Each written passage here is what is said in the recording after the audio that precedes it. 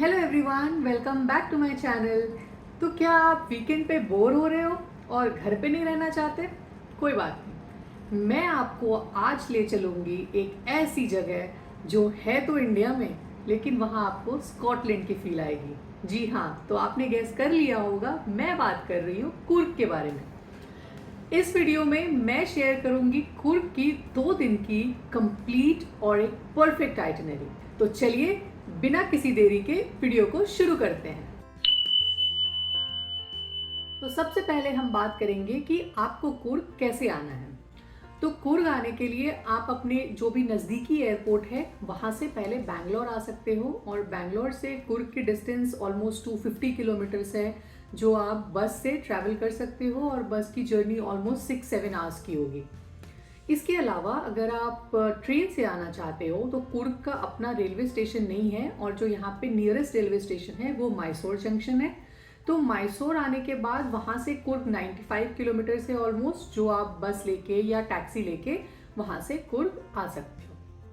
इसके अलावा अगर आप बैंगलोर में रहते हो या किसी नियरेस्ट सिटी में रहते हो, वहाँ से आप ड्राइव करके आना चाहते हो तो भी आप आ सकते हो, क्योंकि जो रोड्स की कंडीशन है वो काफ़ी स्मूथ और अच्छी वेल मेंटेन्ड रोड्स है, तो आप सेल्फ ड्राइव भी कर सकते हो। अब बात करते हैं एकोमोडेशन की। तो कुर्ग में एकोमोडेशन के लिए बहुत सारे लग्जरी रिजॉर्ट का ऑप्शन है, और कुर्ग एक तरह से मैं बोलूँ तो फेमस भी है अपने लग्जरी रिजॉर्ट्स के लिए, इंक्लूडिंग जो ताज मेडिकेरी रिजॉर्ट है जो यहाँ का सबसे बड़ा लग्जरी रिजॉर्ट है।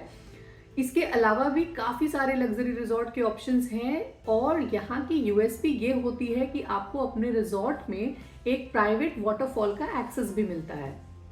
लेकिन ये जो रिजॉर्ट्स हैं वो थोड़े आउटस्कर्ट्स में होंगे, तो अगर आपके पास अपना व्हीकल है, कम्यूट करने की अगर कोई दिक्कत नहीं है, तो आप ये सारे रिजॉर्ट्स में आराम से रुक सकते हैं। इसके अलावा अगर आप इकोनॉमिकल स्टेज देखेंगे तो मेडिकेरी मार्केट के अराउंड ही काफ़ी सारे आपको इकोनॉमिक होटल्स मिल जाएंगे। और यहाँ रुकने का एक एडवांटेज ये भी होगा कि अगर आपको लोकल कम्यूट जैसे करना है तो आपको कुछ पब्लिक ट्रांसपोर्ट का ऑप्शन जैसे ऑटो रिक्शा ये सब मिल जाएंगी, तो कोई प्रॉब्लम नहीं आएगी। अब अगर मैं लोकल कम्यूट की बात करूँ तो यहाँ आप टैक्सी हायर कर सकते हो, और टैक्सी के जो चार्जेस होंगे वो अराउंड 2000 to 3000 रुपीज़ के बीच में होगा। और मतलब ये इस पे भी डिपेंड करेगा कि आपकी दिन भर की आइटिनरी क्या है, आपका होटल कहाँ पे है। और आप जो टैक्सी है वो या तो अपने होटल के थ्रू बुक करवा सकते हो, या गूगल पे भी जब आप सर्च करोगे तो आपको काफ़ी सारे टैक्सी प्रोवाइडर्स और गाइड के ऑप्शंस मिल जाएंगे। इसके अलावा अगर आप अपनी व्हीकल से आए हो तो आप आराम से लोकल कम्यूट अपनी व्हीकल में कर सकते हो, क्योंकि रोड्स अच्छे हैं तो कोई प्रॉब्लम नहीं आएंगे। तो यहाँ अगर रेनी सीजन में नहीं आ रहे हो, किसी और सीजन में, ड्राई सीजन में आ रहे हो, तो आप स्कूटी हायर करके भी लोकल कम्यूट कर सकते हो, और स्कूटी के charges around 600 to 700 rupees per day का होता है। और अगर आप मेडिकेरी मार्केट में ही रुके हो, जैसे कि मैंने बताया कि वहाँ से आपको पब्लिक ट्रांसपोर्ट जैसे ऑटो रिक्शा वगैरह भी मिल जाएगा, तो उससे भी आप अपना लोकल कम्यूट कर सकते हो। अब अगर बात करें बेस्ट टाइम क्या होगा कुर्ग विजिट करने की, तो बेस्ट टाइम अक्टूबर से मार्च के बीच होता है, क्योंकि इस टाइम ड्राई वेदर होता है और यहाँ पे टेम्परेचर अराउंड 15 to 25 डिग्रीज होते हैं, जो कि एक आइडियल वेदर है। और अगर आप मॉनसून में आना चाहते हो, क्योंकि काफ़ी टूरिस्ट ऐसे हैं जो यहाँ के रेन को एंजॉय करना चाहते हैं, यहाँ मॉनसून सीजन में आते हैं, तो उस टाइम पे आपको ग्रीनरी बहुत ज़्यादा देखने को मिलेगी। और स्पेशली जो यहाँ के वाटरफॉल्स हैं उनकी जो वाटर की फ्लो है वो एकदम पीक पे होती है, तो ये एक एडवांटेज है। लेकिन साथ ही साथ एक डिसएडवांटेज इस सीज़न में ये भी है कि यहाँ पे लैंडस्लाइड, रोड ब्लॉक्स ये सब होने के चांसेस भी होते हैं। अब बात करते हैं इस वीडियो के सबसे इम्पोर्टेंट टॉपिक के बारे में, जो है आपकी 2 दिन की आइटिनरी। तो शुरू करते हैं डे 1 से। डे 1 पे जो आप फर्स्ट डेस्टिनेशन जाओगे वो है एबी फॉल्स। एबी फॉल्स एक बहुत ही पिक्चर्सक्यू वाटरफॉल है और ये चारों तरफ से सराउंडेड है कॉफ़ी और स्पाइसेस प्लांटेशन से, और इसके साथ साथ यहाँ पे एक हैंगिंग ब्रिज भी है। ये जो वाटरफॉल है इसकी टाइमिंग सुबह 9 बजे से लेके शाम के 5 बजे तक है और एंट्री चार्जेस 10 रुपीज़ पर पर्सन है। अगर आप यहाँ मॉनसून सीजन में विजिट कर रहे हो, जब बारिश हो रही है, तो आप अपना रेनकोट, अम्ब्रेला, ये सारी चीज़ें अपने साथ कैरी कर सकते हो, क्योंकि आपको जो मेन एंट्रेंस है वहाँ से वाटरफॉल तक जाने के लिए आपको अराउंड 400-500 मीटर का एक वॉक करना पड़ेगा। तो एबी फॉल को विजिट करने के बाद जो आप सेकेंड डेस्टिनेशन जाओगे वो है राजास टॉम्ब। तो राजास टॉम्ब यहाँ के कोडावा किंग और क्वीन का टॉम्ब है और ये एक बहुत अच्छा एग्जाम्पल है इंडो सैरासेनिक आर्किटेक्चर का, जहाँ पे आपको एक मिक्सचर मिलेगा हिंदू और मुस्लिम कल्चर का, उनके आर्किटेक्चर का देखने को। और ये जो टॉम्ब है ये सराउंडेड है एक बहुत ही सीरीन गार्डन से, और ना यहाँ से आपको कुर्ग का बहुत अच्छा व्यू भी मिलता है। तो आप चाहो तो इस गार्डन में बैठ के थोड़ा क्वाइट टाइम स्पेंड कर सकते हो, कुर्ग के व्यू को भी इंजॉय कर सकते हो।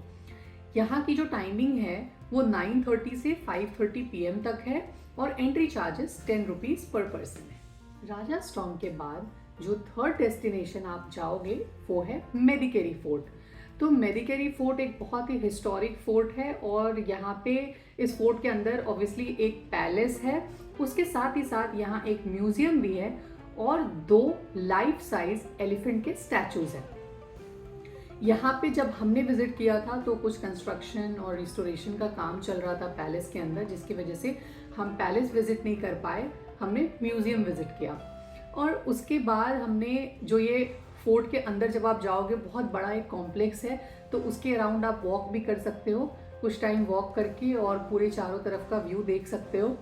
इसकी जो टाइमिंग है वो 10:30 AM से इवनिंग 5:30 तक है और जो फोर्ट है उसके चार्जेस आपको फ्री हैं, लेकिन अंदर जाने के बाद अगर आप म्यूजियम विजिट करना चाहते हो तो उसके चार्जेस 10 रुपीज़ पर पर्सन है। अब जो आपका फोर्थ डेस्टिनेशन होगा वो है राजा सीट। राजा सीट एक बहुत ही बड़ा और बहुत ही सीनिक गार्डन है जो कि फेमस है अपने अमेजिंग पेनोरामिक व्यू के लिए। यहाँ से आपको वैली का और हिल्स का बहुत अच्छा व्यू देखने को मिलता है और ऐसा कहा जाता है कि जो यहाँ के राजा कोडागु थे उनकी पूरे कुर्ग में ये सबसे फेवरेट स्पॉट थी और यहाँ बैठ के वो सनसेट व्यू एंजॉय करते थे। और हम जब यहाँ पे गए तो उस टाइम थोड़ी बारिश भी हो रही थी, लेकिन फिर भी हमने लगभग 1 घंटा यहाँ पे बैठ के काफ़ी पीसफुल टाइम स्पेंड किया, यहाँ के व्यू को एंजॉय किया। साथ ही साथ अगर आप इंटरेस्टेड हो तो यहाँ पे बच्चों के लिए और इवन एडल्ट्स के लिए काफ़ी सारे एडवेंचरस स्पोर्ट्स एक्टिविटी करने की ऑप्शंस हैं, जैसे जिप लाइनिंग, रोप क्लाइंबिंग और भी काफ़ी सारी चीज़ें हैं जो आप कर सकते हो। और इसके लिए आपको एक टिकट लेना पड़ेगा अलग से और उसके charges depending on the activity आपको पे करने पड़ेंगे। बट जो ये गार्डन है इसके एंट्री चार्जेस 10 रुपीज़ पर पर्सन है और इसकी जो टाइमिंग है वो मॉर्निंग 5:30 AM से इवनिंग 8 PM तक है। तो यहाँ पे लोग सनराइज भी देखने जाते हैं, सनसेट भी देखने जाते हैं, बट आपकी आइटिनरी में ये जिस भी टाइम पे फिट बैठे आप इसको थ्रू आउट द डे कभी भी विजिट कर सकते हो। इसके बाद आप जा सकते हो सनी साइड म्यूजियम। तो सनी साइड म्यूजियम जो है वो KS तमैया, जो कि 1957 से 1961 के बीच इंडियन आर्मी के चीफ थे, उनका एंसेस्ट्रल होम था पहले, जिसको अब म्यूजियम में कन्वर्ट कर दिया गया है। तो इस म्यूज़ियम में आप उनके जो लाइफ की जर्नी है, जो उनकी अचीवमेंट्स है, उसके बारे में जान सकते हो। साथ ही साथ उनके कुछ पर्सनल आर्टिफैक्ट, कुछ पुराने लेटर्स, फोटोग्राफ्स, ये सारी चीज़ें देख सकते हो।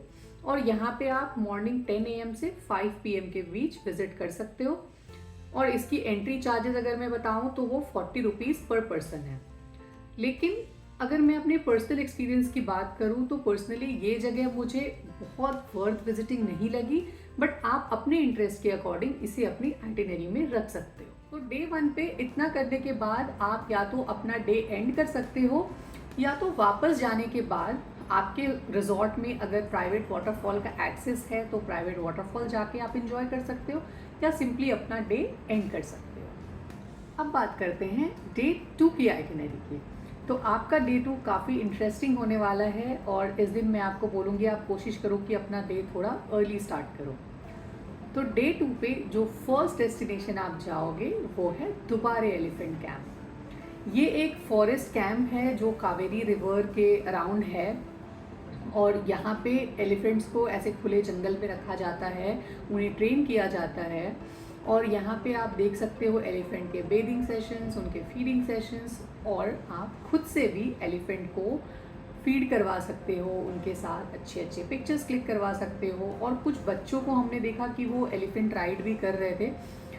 तो इस कैंप में जाने के लिए वैसे तो आपको मतलब पूरे कैंप को एक्सप्लोर करने के लिए 1 घंटे का टाइम काफ़ी है, बट फिर भी मैं आपको कहूँगी कि आप कोशिश करो कि आपको ये विज़िट करना है तो आप थोड़ा जल्दी स्टार्ट करो, थोड़ा जल्दी आप आ जाओ यहाँ पे, क्योंकि इसकी जो टाइमिंग है वो मॉर्निंग और इवनिंग की होती है। तो मॉर्निंग में इसकी टाइमिंग 8:30 टू 11:30 है, और इवनिंग में 4:30 से स्टार्ट होती है। तो जो इसकी एंट्री के लिए क्यू थे जब हमने विज़िट किया था वो काफ़ी लंबा था, और लगभग 1-1.5 घंटा आपको वहाँ एंट्री के लिए स्पेंड करना पड़ सकता है। फिर जब आप एंट्री करते हो उसके बाद एंट्री से लेकर के कैंप तक जाने के लिए जो बोटिंग है, वहाँ बोट के लिए भी थोड़ी क्यू होती है, उसके लिए भी आपको थोड़ा वेट करना पड़ सकता है। इसलिए मैं कहूँगी कि आपको यहाँ के लिए लगभग 2-2.5 घंटे का टाइम तो आराम से चाहिए। और इसकी जो चार्जेस हैं वो 100 रुपीज़ कैंप विजिट के चार्जेस हैं, और 50 रुपीज़ आपके बोटिंग के चार्जेस हैं। और यहाँ पे बोटिंग के अलावा जो रिवर है उसमें रिवर राफ्टिंग भी होती है, तो अगर आप इंटरेस्टेड हो इस चीज़ में तो आप रिवर राफ्टिंग का ऑप्शन भी यहाँ एक्सप्लोर कर सकते हो। साथ ही साथ जब कैंप से बाहर निकलोगे आप तो आप देखोगे कि यहाँ पे बहुत सारे स्पाइस मार्केट और कुछ आर्टिफैक्ट्स के बहुत सारे शॉप्स भी हैं, और यहाँ पे बच्चों के लिए कुछ हॉन्टेड हाउस ऐसी वाली चीज़ें भी हैं। तो आप बाहर भी कुछ टाइम स्पेंड कर सकते हो शॉपिंग में या इन सब चीज़ों को एक्सप्लोर करने में। एलिफेंट कैंप के बाद जो सेकेंड डेस्टिनेशन होगा वो होगा चिखली होले डैम। तो चिखली होले डैम मेनली एक वाटर रिजर्वॉयर है, और इसको इस तरह से बनाया गया है जैसे पानी के अंदर कुछ स्टेप्स ऐसे बनाए गए हैं जिससे पानी का जो फ्लो है वो इनवर्ट डायरेक्शन में होता है, और ये व्यू दिखने में काफ़ी अच्छा लगता है। साथ ही साथ ये ना बहुत ज़्यादा ग्रीनरी से सराउंडेड है, और यहाँ पे मतलब करने के लिए कोई एक्टिविटी नहीं है, लेकिन इतनी शांति है यहाँ पे कि आप बैठ के कुछ अच्छा पीसफुल टाइम स्पेंड कर सकते हो। और यहाँ की एक सबसे अच्छी चीज़ जो हमें लगी कि यहाँ पे ना बहुत सारे कॉर्न के जो रोस्टेड कॉर्न होते हैं उसकी शॉप्स थी, तो आप वहाँ से चाहो तो अगर वेदर अच्छा है तो आप बैठ के अपना कॉर्न भी इंजॉय कर सकते हो साथ ही साथ। और यहाँ की कोई एंट्री चार्जेस नहीं है, और इसकी टाइमिंग मॉर्निंग 8 AM से 5 AM तक की होती है।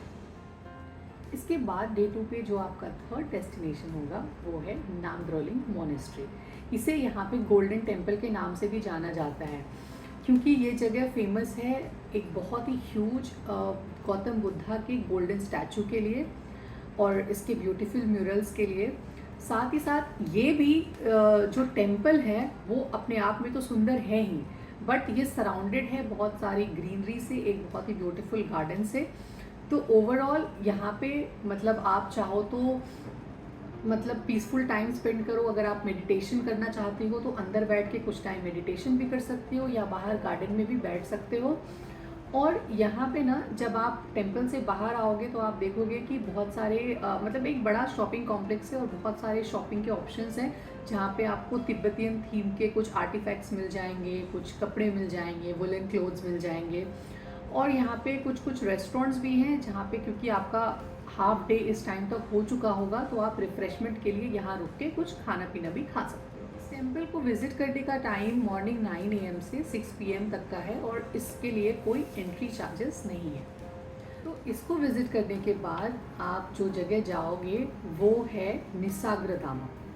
तो निसाग्रधामा जो है वो एक डियर पार्क है मेनली, बट उसके साथ ही साथ इसके अंदर आपको काफ़ी सारी चीज़ें और मिलेंगी, जैसे एक एक्वेरियम है, एक बर्ड पार्क है। और वो बर्ड पार्क तो मैं हाईली रिकमेंड करूँगी जाना, क्योंकि ना वहाँ पे आप बर्ड को फीड भी करा सकते हो। एक तो ये चीज़ है, दूसरी चीज़ आपको वहाँ पे कुछ ऐसे बर्ड्स और कुछ ऐसे छोटे छोटे एनिमल्स दिखेंगे जो इंटरनेशनल बर्ड्स और एनिमल्स हैं, जो इंडिया में आपको इतनी इजीली देखने को नहीं मिलते हैं। और वहाँ पे ना आप जब बर्ड्स के उसके बाहर निकलोगे, मतलब जब एक तो बर्ड पार्क में ना आपको बहुत सारे फोटोग्राफर्स दिख जाएंगे जो कि जो बर्ड्स हैं, जो एनिमल्स हैं, अगर आप उसके साथ ही पिक्चर क्लिक करवाना चाहते हो तो उनसे फोटोग्राफर से भी करवा सकते हो, या आप अपने कैमरा से भी उनको कुछ चार्जेस पे करके फ़ोटोज़ क्लिक कर सकते हो। बर्ड पार्क के अलावा यहाँ पे एक और इंटरेस्टिंग चीज़ है जो कि है ट्री हाउसेस। तो यहाँ पार्क के अंदर कुछ 3-4 आपको ऐसे ट्री हाउसेस बने हुए मिलेंगे जहाँ पे आप टॉप पे बैठ के पूरा पार्क देख सकते हो। और यहाँ पे बोटिंग के भी ऑप्शंस हैं, लेकिन जैसे हम रेनी सीजन में गए थे तो उस टाइम पे बोटिंग नहीं हो रही थी, बट अगर आप अच्छे वेदर में जाते हो तो यहाँ पे आप शाम को बोटिंग भी इंजॉय कर सकते हो। तो इसकी टाइमिंग 9 AM से 5 PM तक है, और जो मेन पार्क की जो एंट्री चार्जेस है वो 30 रुपीज़ पर पर्सन है, लेकिन अंदर जाने के बाद जो बर्ड पार्क जैसे मैंने बताया उसके लिए अलग से आपको 50 रुपीज़ पर पर्सन का चार्ज पे करना पड़ेगा। और यहाँ से भी जब आप बाहर निकलोगे तो वहाँ पे भी एक बहुत बड़ा शॉपिंग कॉम्प्लेक्स है जहाँ पे शॉपिंग भी कर सकते हो। बाद आप जो जगह जाओगे वो वापस आप मेडिकेरी आओगे, और मेडिकेरी मेन मार्केट के अराउंड ही है ओमकारेश्वर टेम्पल। तो ओमकारेश्वर टेम्पल अगर आपके पास फर्स्ट डे की आइटिनरी में अगर आपके पास टाइम है, आप चाहो तो उस दिन भी विजिट कर सकते हो, क्योंकि ये जैसे मैंने बताया ये मेन मेडिकेरी मार्केट के अराउंड ही है, या फिर आप इसको सेकेंड डे पे शाम को विजिट कर सकते हो। ये जो टेम्पल है ये लॉर्ड शिवा का टेम्पल है, और ये यहाँ के राजा लिंगराजेंद्र II ने 1820 में बनवाया था। ये मंदिर भी जो यहाँ का आर्किटेक्चर है वो एक अच्छा एग्जाम्पल है गोथिक और इस्लामिक आर्किटेक्चर के मिक्स आपको जो देखने को यहाँ मिलेगा। और साथ ही साथ यहाँ पे एक पॉन्ड भी है जहाँ पे हमने देखा बहुत सारी फ़िश थी, यहाँ पे आप चाहो तो फ़िश को कुछ फीड भी करवा सकते हो। और इसके अलावा इसका जो एम्बियंस है वो भी बहुत पीसफुल है। और इस मंदिर को जैसे अभी मैंने बताया कि आप इवनिंग में विजिट कर सकते हो, इवनिंग में 5 PM से लेके 8 PM तक ये खुला रहता है, लेकिन मॉर्निंग में भी ये 8:30 से 12:30 तक खुला रहता है, तो आप मॉर्निंग के टाइम पे भी इसको विजिट कर सकते हो, और इसकी कोई एंट्री चार्जेस नहीं है। लेकिन इस मंदिर में जाने के लिए आपको प्रिकॉशन ये रखना है कि आप जो क्लोथ पहन के जा रहे हो, चाहे लड़का हो लड़की हो, दोनों के लिए ही ये है कि आप एक डिसेंट क्लोथ पहन के जा रहे हो जिसमें आपके पैर ढके हों।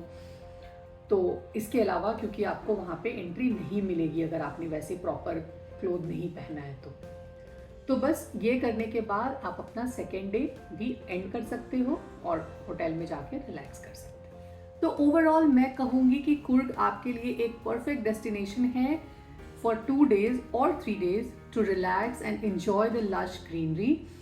और जैसे 2 दिन का मैंने आपको आइटिनरी बताया, बट अगर आपके पास एक एक्स्ट्रा डे है तो आप चाहो तो नेक्स्ट डे रुक के अपने होटल में, रिजॉर्ट में आप इंजॉय कर सकते हो, थोड़ा रिलैक्सिंग टाइम स्पेंड कर सकते हो। और उस दिन थर्ड डे आप दोपहर के टाइम पे भी निकल सकते हो, या सेम डे जैसे सेकेंड डे पे भी अपना डे एंड करके लेट नाइट की बस लेके आप वहाँ से वापस आ सकते हो। तो यही था इस वीडियो में। और अगर आपको कुर्ग आइटिनरी से रिलेटेड या कुर्ग ट्रैवल करने से रिलेटेड कोई भी क्वेश्चंस हैं तो आप कमेंट करके मेरे से पूछ सकते हो। So yeah, that's it in this video. I'll see you in the next video. तब तक के लिए take care. Bye bye.